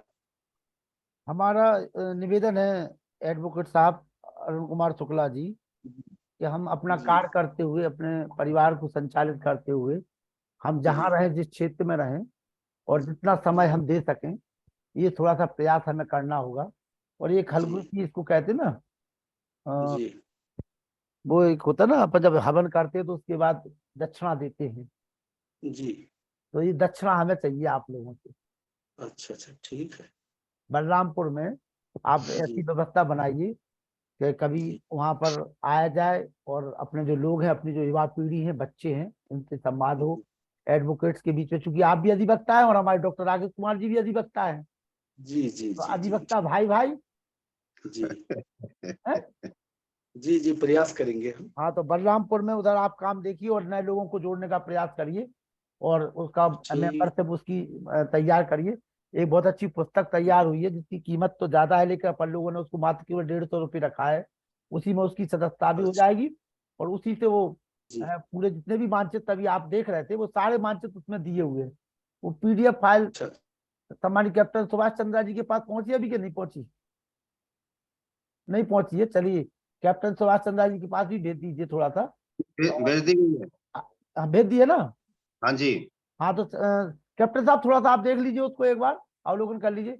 मेरे पास तो आ गई है, नरोला जी के पास भी पहुंच गई होगी संभवतः। जी पहुंचा दी उनके पास भी। हाँ, आइए राष्ट्रीय कोषाध्यक्ष जी, आइए। मिल गई है। आदरणीय डॉक्टर राकेश आर्य जी और लखन जी, सभी को, आप सबको और आर्यजनों को सादर प्रणाम और सबका अभिनंदन। डॉक्टर राकेश आर्य जी ने अपने ओजस्वी तेजस्वी भाषण से, व्याख्यान से आज जो आश्चर्यजनक तथ्य हमें बताए हैं, उससे वास्तव में ही हमें बड़ी अद्भुत जानकारी मिली है।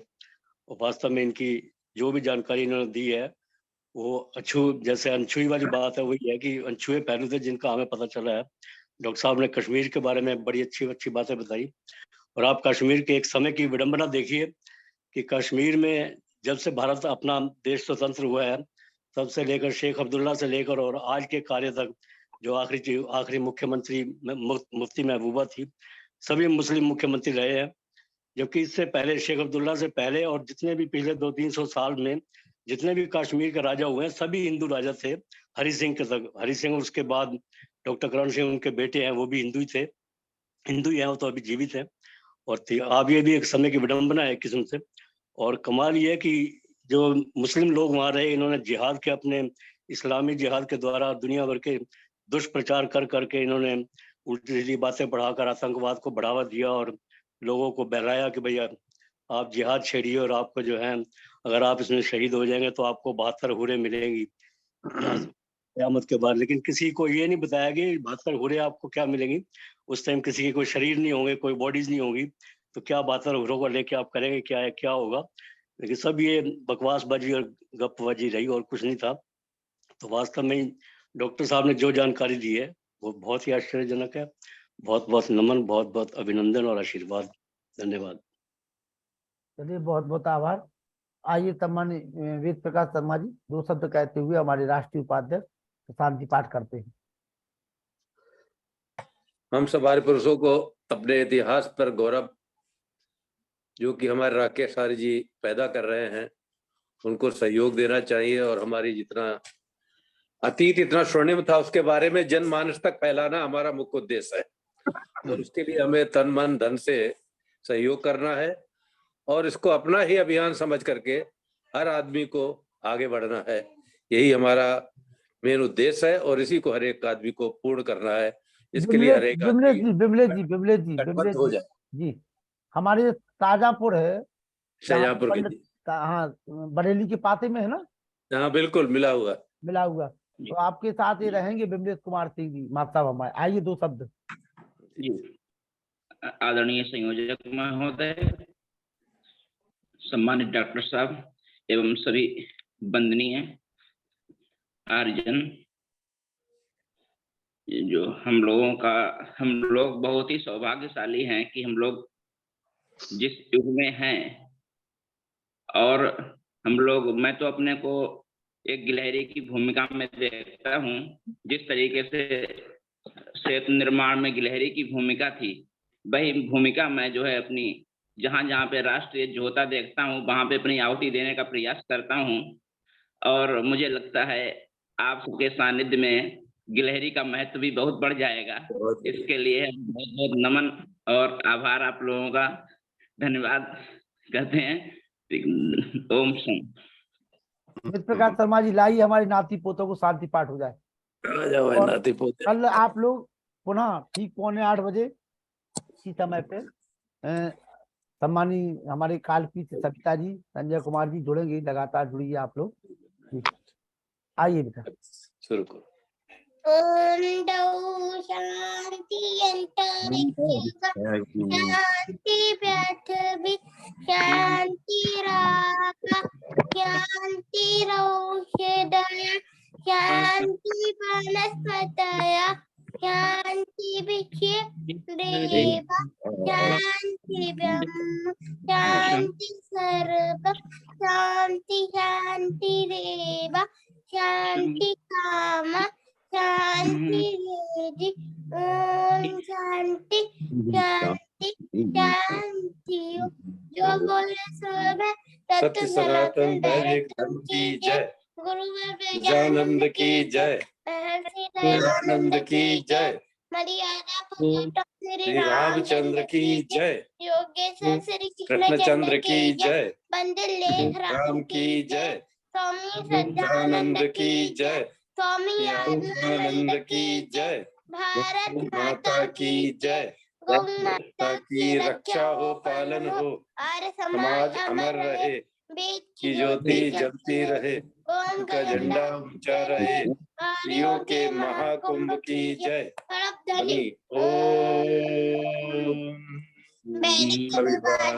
और हमारे राम भज्जी बालक को देख करके मंद मंद मुस्कुरा रहे हैं। राम भज्जी वहीं से प्रसन्न हो रहे हैं कि हमारा आर्य समाज का भविष्य देखिए। हम आपके आर्य समाज के भविष्य को अपनी आंखों से देख करके जा रहे हैं। कितनी आनंद की मुद्रा में बैठे हुए हमारे राम भज्जी। मुझे आर्य जी, लखनलाल जी, मुझे अपना बचपन याद आ गया इस बच्चे की शांति पाठ सुन के। आपको शायद याद होगा, कालपी में श्री प्रकाश जेतली थे आर्य समाज के संस्थापक जी। तो मेरा बचपन उनके सानिध्य में बीता है। जी। और वो हर संडे को जो है हवन कराते थे और शांति पाठ, और हम बच्चों से ही करवाते थे। वाह वाह वाह वाह। आज मुझे अपना बचपन याद आ गया। वाह वाह, बहुत बधाई आपके लिए। बचपन याद आ गया तो आपका जो संन्यास भी याद आ जाएगा आपको, चिंता न। लखनलाल जी एक निवेदन है। हाँ बोलिए राम भज्जी बोलिए। इसमें मैं अपने स्वास्थ्य की दृष्टि से देखता हूँ, मैं ज्यादा कुछ नहीं कर सकता उससे आपसे, लेकिन मैं धन की दृष्टि से कुछ पैसे आपको 1 लाख भेजने का प्रयास करूंगा। इस प्रयास में जो आप लगे हुए हैं, साहित्य को छाप करके लोगों तक पहुंचाया जाए तो लोगों में जागृति आएगी और चर्चा चलती रहेगी। नहीं तो जबानी तो भूल जाता आदमी, तथ्य मेरी याद नहीं रहते कि मेरा आदमी अधूरा महसूस करता है। तो इसलिए मैं जो सहयोग कर सकता हूँ आप अपने हिसाब से मुझे बता देना, बता देंगे किसको कब भेजना है, तो मैं प्रयास करूंगा। मैं दे दूंगा। हमारे राष्ट्रीय कोषाध्यक्ष नरोला जी है, उनके पास अकाउंट नंबर पहुंच जाएगा तो मैं आपको वो अकाउंट भिजवा दूंगा, उसमें आप डलवा दीजिए। और उसमें आपका एक बढ़िया सा एक फोटो दे देना हमें, अच्छा सा। हाँ जी। उसको फोटो को पीछे छाप करके, जो शायद तब छपेगा ना, वो आपके नाम से छपेगा वो वो शायद। आपके नाम से ही छपवाएंगे उसको। और मेरे नाम से छपाने की बात नहीं है ना ना ना, अरे डॉक्टर। आप समझ लिए। मेरा निवेदन सुनो तो सुन लीजिए, सुन लीजिए, मेरे आपका निवेदन तो नाम सुन का मतलब लीजिए। ये है कि आप हमारे संरक्षक हो, और हम आपकी जब इतनी लगन देख रहे हैं, पिछले मेरा 2 वर्षों निवेदन में- तो सुन लीजिए, सुना दीजिए भ्राता मेरे जी। नाम से कोई ज्यादा इतनी जानकारी लोगों को नहीं है। जी डॉक्टर राकेश कुमार हैं, आप हैं, नरूला जी हैं, जी ये सब लोग लोगों में जाने पहचाने, तो जी उससे थोड़ी श्रद्धा बनती है। जी मेरे जी। नाम से क्या है, कहीं धूल की मिट्टी के उड़ा के आगे कर दो तो उससे क्या होगा? अरे ठीक है, लेकिन अब सुनो जो रामभट जी, जो रामभट जी, फलता आप फूलता नाम हमारा रहेगा, राकेश आप जी जो को समझे कहेंगे। करिए, मुझे जो कहना था मैंने कह दिया। बिल्कुल, आपको कुछ नहीं करना है, हम तुरंत भेज देंगे। और अब राकेश जी से मैं कहूंगा, जो अगला हमारा साहित्य निकल रहा है ना इसका। संयोजक जी, जी वो समायोजन हम कर लेंगे जिस तरीके से भी, उनका बहुत अच्छा दृष्टिकोण है। मैं समझ गया, उनका आशा समझ गया, समायोजन हो जाएगा मैं समिति समझ के। गया। वो समझ रहे हैं लेखक के रूप में, हाँ नहीं जी, वो हाँ तो अपन को करना कैसे क्या करना है हम ले लेंगे। आदरणीय उपाध्यक्ष जी से मैं निवेदन करना चाहूंगा कि इस संदर्भ में जो अगली पुस्तक हमारी जो भारत के 50 वैज्ञानिक ऋषि आएगी, तो वो आपके सौजन्य से हो जाएगी। बिल्कुल बिल्कुल। तो इसमें कोई ऐसी बात नहीं है, उसको उस पर काम होगा, जैसे समिति आपस में निर्णय देगी तो उसके अनुसार कर लेंगे। बिल्कुल बहुत सुंदर। बिल्कुल, इतिहास लिखा जाना चाहिए ताकि लोग पढ़ते रहें, लोगों हाँ के जी, पास हाँ वो जी, बना रहे। ये हाँ जी, जरूरी, हाँ जी, हाँ जी, ये राम भट्ट जी ने बहुत बड़ी बात कही कि लोग सुनते हैं चले जाते हैं, लेकिन जो पुस्तकें एकदम होती हैं वो हमारे आने वाली कई पीढ़ियां उनको पढ़ेंगी। वो बहुत अच्छी बात की है, और प्रमाणिक आधार पर इस मामले में हमारे राम भट्ट जी का सदैव पिछले 2 वर्षों से बरद हस्त है। वो कहते लखन जी, कहीं कोई आवश्यकता हो किसी चीज की, आप हमें बता भर दिया करें। और हम तो आज जब हम देख रहे थे, जैसे हमारा पोता बोल रहा था संस्कार शांति पाठ, तो उनकी जो मुस्की हमें दिखाई दे रही थी, मतलब बस वो मुस्कुरा रहे थे, उनकी जो मुस्की थी वो 1-1 करोड़ की मुस्की थी। तो हमने कहा क्यों ना इस मुस्की को हम भी थोड़ा सा ले लें, है ना। चलिए, अच्छा जी, कल मुलाकात करते हैं। और हमारे देखिए संजय कुमार सविता जी को भी अपना बचपन याद आ गया, तो अब इनको भी हमें सन्यास की दीक्षा दिलानी है। बचपन से संन्यास की ओर। बचपन तो इनने बिता दिया, जेठ जी हाँ जी, बचपन से संन्यास की ओर चलो। हाँ, बचपन से सन्यास की ओर चलो, है? तो जो बचा हुआ समय सभी है, को नमस्ते। चलिए नमस्ते, कल मुलाकात करते हैं। और हाँ जी, हमारे हाँ जी। राकेश जी से निवेदन है कि बराबर में जो है शाम को आप आते रहिए चौपाल पर, और हाँ जी, हुक्का है लगा रहेगा, तम्बाकू भी भरी रहेगी। वो तंबाकू मुझे बड़ा अच्छा लग रहा है इस समय।